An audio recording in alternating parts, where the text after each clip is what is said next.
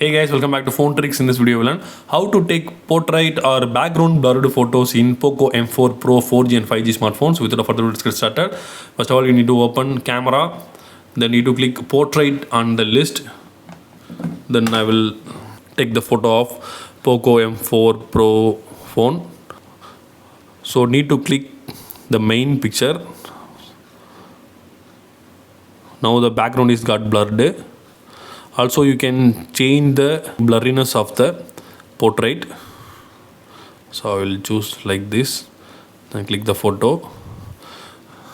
I will take out the photo. Now we will see how his portrait is working.